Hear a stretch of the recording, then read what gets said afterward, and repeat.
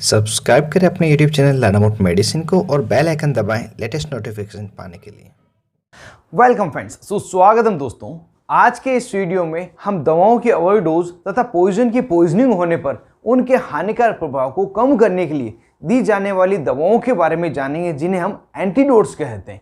वैसे तो एंटीडोट्स के लिए कई वीडियो अवेलेबल हैं जिनमें आपको डायरेक्ट एंटीडोट के नाम बता दिए गए हैं, दवा का नाम बता दिया गया, लेकिन आज की इस वीडियो में हम जो प्रैक्टिकली रेगुलरली टेबलेट्स लेते हैं या दिन प्रतिदिन केमिकल यूज़ लेते हैं, उनके द्वारा जब पॉइजनिंग हो जाती है तो कौन सा एंटीडोट दिया जाना चाहिए उसके बारे में जानेंगे, जिससे कि आपको समझने में बहुत ही ज़्यादा आसानी होगी। जैसे कि कोई इंसेक्टिसाइड से पॉइजनिंग हो गई, किसी ने पी लिया, तो कौन सा एंटीडोट दिया जाएगा। इस तरह से बिल्कुल ही कॉमन लैंग्वेज हम यहाँ पर समझेंगे। तो बिना समय गंवाए आज का वीडियो शुरू करते हैं। मैं हूँ आपका होस्ट मोहित आदिच, आप देख रहे हैं अपना YouTube channel learn about medicine. चलिए आज पे कुछ नया सीखते हैं।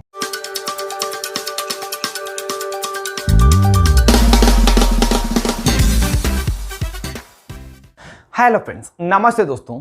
एंटीडोट एक प्रकार के सब्सटेंस है जिन्हें दवा या चिलेटिंग एजेंट भी कहते हैं। ये हमारी बॉडी में अन्य प्रकार की किन्हीं दवाइयों से या पॉइजन की पॉइजनिंग के कारण जो हानिकारक प्रभाव होते हैं उनको कम करने के लिए, खत्म करने के लिए प्रयोग लाई जाती है। यह दवा या पॉइजन के एब्जॉर्प्शन को कम करती है, साथ ही उनके साथ बाइंड होकर उन्हें न्यूट्रलाइज कर देती है। कई प्रकार के अलग अलग एंटीडोट मेडिकल स्टोर पर मार्केट में अवेलेबल है, जिनमें कुछ एंटीडोट तो ऐसे हैं जो सिर्फ एक दवा पर या एक पॉइजन पर ही असर करते हैं, और कुछ एंटीडोट ऐसे हैं जो एक से ज़्यादा दवाओं पर या पॉइजन पर असर करते हैं। ज़्यादातर जो एंटीडोट मार्केट में अवेलेबल है वो अपना 100% असर नहीं बताते, जिस कारण से कई बार एंटीडोट देने के बाद में मरीज की मृत्यु हो जाती है, डेथ हो जाती है। फिर भी जब मरीज को किसी प्रकार की पॉइजनिंग होती है, दवा की ओवरडोज होती है, तो उसके हानिकारक प्रभाव को कम करने के लिए एंटीडोट देना बहुत ही ज़्यादा आवश्यक है, और उसी को देकर उनके हानिकारक प्रभाव को कम किया जा सकता है। इस कारण से डॉक्टर द्वारा आवश्यकता पड़ने पर मरीज को एंटीडोट दवाइयाँ दी जाती है। जो कॉमनली प्रयोग लाई जाने वाली एंटीडोट दवाइयाँ हैं, कॉमनली जो पॉइजनिंग हो जाती है, उसके बारे में हम यहाँ पे जान लेते हैं। इस वीडियो में जो सबसे पहली मैं पॉइजनिंग कवर कर रहा हूँ वो है पैरासीटामोल टेबलेट की पॉइजनिंग या पैरासीटामोल दवा की पॉइजनिंग। इसे हम एसिटामिनोफेन दवा के नाम से भी जानते हैं। यह दवा बहुत ही कॉमनली यूज़ ली जाने वाली है, जिसे बुखार की दवा भी कहते हैं, फीवर को कम करने के लिए दी जाती है। जब पैरासीटामोल की ओवरडोज हो जाती है या इसकी पॉइजनिंग हो जाती है, तो उस समय व्यक्ति के पेट में दर्द होने लग जाता है, पूरे शरीर में थकान रहेगी, साथ ही नोजिया तथा वोमिटिंग की स्थिति भी हो जाती है। तो यह पैरासीटामोल की पॉइजनिंग होती है, और इस समय जो दवा इसकी पॉइजनिंग को ठीक करने के लिए दी जाती है, जो एंटीडोट दिया जाता है, वह होता है N-एसिटाइलसिस्टीन, जिसे शॉर्ट में हम NAC भी कहते हैं। यह N-एसिटाइलसिस्टीन देकर पैरासीटामोल की पॉइजनिंग को ठीक किया जाता है। दूसरी पॉइजनिंग की तरफ बढ़े तो वह है एट्रोपिन की पॉइजनिंग। वैसे तो एट्रोपिन लाइफ सेविंग ड्रग है, बहुत ज़्यादा प्रयोग लाई जाती है, लेकिन कई बार इसकी भी पॉइजनिंग हो जाती है।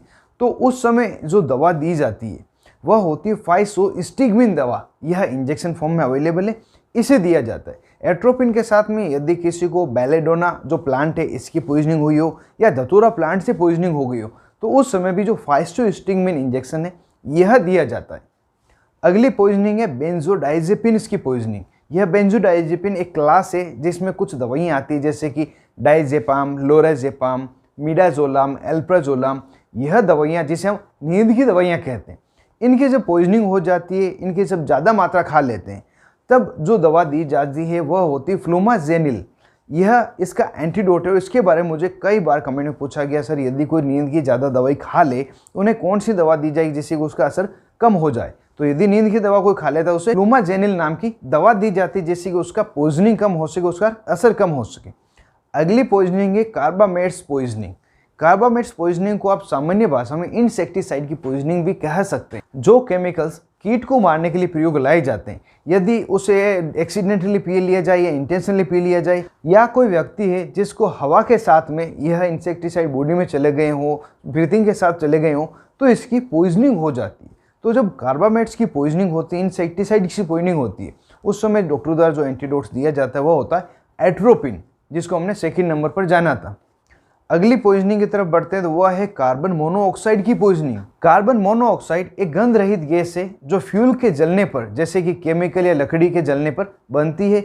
यह जब भी हमारी बॉडी में चला जाता है तो यह कार्बन मोनोऑक्साइड RBC पर जुड़ जाता है और ऑक्सीजन को हटा देता है, जो हमारी बॉडी के लिए बहुत ज़्यादा हार्मफुल होता है और ये डेथ का कारण भी बन सकता है। जब ऐसी स्थिति हो जाती है, हमारी बॉडी में कार्बन मोनोऑक्साइड चली जाती है, उसकी पॉइजनिंग हो जाती है, तो डॉक्टर द्वारा एंटीडोट के रूप में हाइपरबैरिक ऑक्सीजन थेरेपी की जाती है। यह एक प्रकार की ऑक्सीजन थेरेपी जिसमें प्योर ऑक्सीजन मरीज को दी जाती है और प्रेशर के साथ में दी जाती है, जिससे कि आरबीसी के साथ जो कार्बन मोनोऑक्साइड जुड़ी है उसकी जगह ऑक्सीजन आ जाए, रिप्लेस हो जाए और मरीज को खतरे से बाहर निकाला जा सके। अगली पॉइजनिंग की तरफ बढ़ते हैं तो वह है साइनाइड पॉइजनिंग, जिसके बारे में आप सभी अच्छी तरह से जानते हैं और इसके बारे में कभी न कभी आपने जरूर से सुना होगा। वैसे तो साइनाइड कुछ प्लांट फूड में तथा मेडिसिन में भी पाया जाता है, उस समय किसी प्रकार का नुकसान नहीं करता है।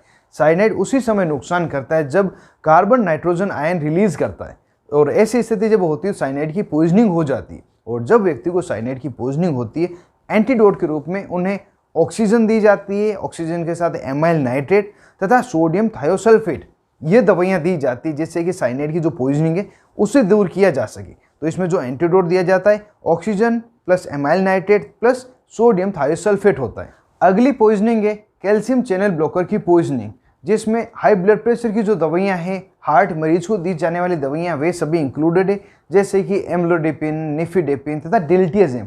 इस प्रकार की जो दवाइयाँ हैं जो कैल्शियम चैनल ब्लॉकर है, इसकी जब ओवरडोज हो जाती है, इसकी पॉइजनिंग हो जाती है, तो उसे हम कैल्शियम चैनल ब्लॉकर पॉइजनिंग कहते हैं। और इस समय जो एंटीडोट दिया जाता है वह होता है कैल्शियम।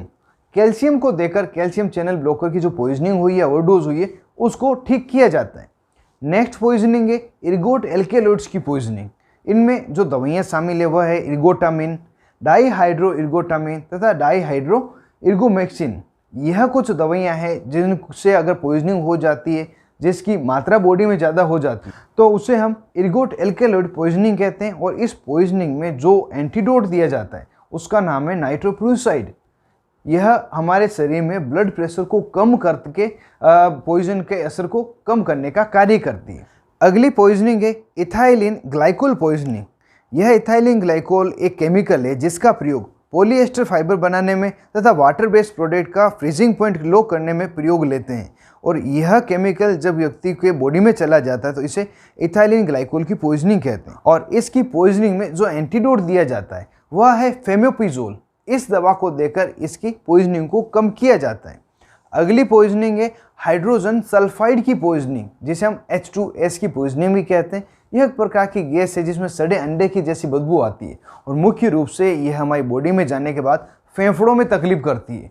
तो जब इसकी पॉइजनिंग हो जाती है, जब हाइड्रोजन सल्फाइड की पॉइजनिंग हो जाती है, तो डॉक्टर के द्वारा एंटीडोट के रूप में एमाइल नाइट्रेट दिया जाता है और इसकी पॉइजनिंग को ठीक किया जाता है। अब जिस अगली पॉइजनिंग को हम जान रहे हैं बहुत ही ज़्यादा कॉमन है और यह पॉइजनिंग बच्चों में ज़्यादा देखी गई है, जो कि है आयरन पॉइजनिंग। यह पॉइजनिंग जो सामान्य आयरन की टेबलेट होती है, जिसे हम हीमोग्लोबिन तथा बॉडी में आयरन बढ़ाने के लिए लेते हैं, उनकी ज़्यादा मात्रा ले लेने पर हो जाती है। जब ज़्यादा मात्रा मरीज द्वारा ले ली जाती है तो उसे आयरन पॉइजनिंग कहते हैं। और इस आयरन पॉइजनिंग को ठीक करने के लिए एंटीडोट के रूप में जो दवा दी जाती है वह है डेस्फेरोक्सामिन। यह दवा देकर आयरन पॉइजनिंग को ठीक किया जाता है। नेक्स्ट पॉइजनिंग है आइसोनियाजाइड की पॉइजनिंग। आइसोनियाजाइड ट्यूबरकुलोसिस टीबी में दी जाने वाली एक दवा है जो टीबी को ठीक करती है, लेकिन जब इसकी ओवरडोज हो जाती है, इसकी पॉइजनिंग हो जाती है, तो यह हानिकारक हो जाती है और इस समय कुछ एंटीडोट दिया जाता है जिसका नाम है पायरिडोक्सिन। नेक्स्ट पॉइजनिंग है लिथियम पॉइजनिंग। इस समय लिथियम की मात्रा हमारे शरीर में ज़्यादा हो जाती है, ब्लड में बहुत ज़्यादा मात्रा में लिथियम पहुंच जाता है और इसको बॉडी से बाहर निकालने के लिए सिर्फ हीमोडायलिसिस ही एक साधन है। तो लिथियम पॉइजनिंग का जो एंटीडोट है वो है हीमोडायलिसिस। हीमोडायलिसिस करने पर ब्लड को प्यूरिफाई किया जाता है और ब्लड में उपस्थित पॉइजन है जो लिथियम है उसको बाहर निकाला जाता है। अगली पॉइजनिंग है मेथेनॉल पॉइजनिंग। मेथेनॉल एक प्रकार का टॉक्सिक अल्कोहल है जो घरों में तथा इंडस्ट्रियल में अवेलेबल रहता है, जैसे कि गैस लाइन एंटीफ्रीज के रूप में, कार्बोरेटर क्लीनर के रूप में, कॉफी मशीन फ्लूइड के रूप में, परफ्यूम के रूप में अवेलेबल रहता है। इसे अगर गलती से पी लिया जाए, इंटेंशनली पी लिया जाए, तो मेथेनॉल की पॉइजनिंग हो जाती है। साथ ही आपने कई बार सुना होगा कि जो कच्ची शराब पीते हैं तो उसको पीने पर भी मेथेनॉल की पॉइजनिंग होती है, व्यक्ति की मृत्यु हो सकती है, वह अंधा भी हो सकता है। तो इसकी जब पॉइजनिंग हो जाती है, एंटीडोट कौन सा दिया जाता है उसको हम जान लेते हैं। वह एंटीडोट होता है इथेनॉल या फेमोपिजोल। इन दोनों में से कोई भी एक दवा देकर इसके पॉइजनिंग को कम किया जाता है। अगली जो पॉइजनिंग है वह है मेथिमोग्लोबिनेमिया। इस पॉइजनिंग में ब्लड में जो फेरस आयरन है वो फेरिक आयरन में बदल जाता है, जिससे कि हीमोग्लोबिन की जो ऑक्सीजन डिलीवरी कैपेसिटी है वह कम हो जाती है और यह ज़्यादातर समस्या देखी गई जब व्यक्ति को लोकल एनास्थेटिक दिया जाता है, इंडस्ट्रियल के कोई केमिकल है या कोई इंसेक्टिसाइड है उसका कंज्यूम कर ले, तो उस समय यह समस्या देखी जाती है। और इस समस्या के निवारण में जो एंटीडोट दिया जाता है वो होता है हाई डोज में तो ऑक्सीजन दी जाएगी, साथ में मिथाइलिन ब्लू दिया जाएगा। यह इसका एंटीडोट होता है, इसकी पॉइजनिंग को कम किया जाता है। अगली पॉइजनिंग है ओपियोइड पॉइजनिंग। ओपियोइड पॉइजनिंग नाम से ही आप अच्छी तरह से जान गए होंगे, जो ओपियम के प्रोडक्ट है या ओपियम से बनी हुई जो दवाइयाँ हैं उनकी जो पॉइजनिंग हो जाती है उसमें दी जाती है दवाइयाँ जैसे कि मॉर्फिन, कोडिन, डाईएसिटाइल मॉर्फिन जिसको सामान्य भाषा में हीरोइन कहते हैं, और मोस्ट कॉमन कैप्सूल में ट्रामाडोल कैप्सूल। इनकी जब ओवरडोज हो जाती है तो हमें ओपियोइड पॉइजनिंग कहते हैं। तो इसको ठीक करने के लिए जो दवा दी जाएगी वह होती है नेलोक्सोन दवा। अगली पॉइजनिंग है ऑर्गेनोफॉस्फेरस की पॉइजनिंग, जिसे ऑर्गेनोफॉस्फेट पॉइजनिंग भी कहते हैं। और सामान्यतः जब व्यक्ति पेस्टिसाइड्स के संपर्क में आ जाता है, पेस्टिसाइड को पी लेता है, तो उस समय कहा जाता है ऑर्गेनोफॉस्फेरस की पॉइजनिंग हो गई। तो यदि ऐसा कोई व्यक्ति डॉक्टर के पास जाता है तो उससे जो दवा दी जाती है, जो एंटीडोट दिया जाता है वो होता है एट्रोपिन। एट्रोपिन देकर ऑर्गेनोफॉस्फेरस की पॉइजनिंग को ठीक किया जाता है। अगली जो पॉइजनिंग है वह है स्कॉर्पियन स्टिंग पॉइजनिंग। जब किसी व्यक्ति को बिच्छू काट लेता है उसकी पॉइजनिंग हो जाती है। वैसे तो जब बिच्छू काटता है डॉक्टर के पास मरीज जाता है, उन्हें लिग्नोकेन इंजेक्शन लगा के ठीक किया जाता है, लेकिन जब ज़्यादा पॉइजनिंग हो जाती है तो उस समय दवा दी जाती है एंटीडोट के रूप में, उसका नाम है प्राजोसिन। तो कई बार आपने देखा होगा लिग्नोकेन इंजेक्शन के साथ में प्राजोसिन भी मरीज को दिया जाता है। अगली जो पॉइजनिंग है वह है कोबरा बाइट की पॉइजनिंग। यह बहुत ही भयंकर पॉइजनिंग है। जब यह कोबरा बाइट व्यक्ति को होता है, जब सांप काट लेता है तो उस समय स्केलेटल मसल के पैरालिसिस हो जाता है, वो बिल्कुल मूवमेंट नहीं कर पाता। और इसको रिकवर करने के लिए, इसकी पॉइजनिंग को खत्म करने के लिए जो एंटीडोट दिया जाता है उसका नाम है नियोस्टिगमिन। तो यह कुछ 15 से ज़्यादा अलग अलग प्रकार की पॉइजनिंग थी और उसमें दिए जाने वाले एंटीडोट्स थे जिसको हमने यहाँ पे जाना है और दिन प्रतिदिन हॉस्पिटल में इन्हें देखा जाता है। उम्मीद करता हूँ बहुत ही नई जानकारी मिलने के साथ वीडियो आपको अच्छा लगा होगा। यह वीडियो आपको कैसा लगा मुझे कमेंट बॉक्स में जरूर से बताएं। क्या ऐसे ही वीडियो आप और देखना चाहते हैं यह भी बताएं। आप थे अपने दोस्त मोहित दादिश के साथ, देख रहे थे अपना YouTube channel learn about medicine. Thank you friends, take care and be careful medicine users.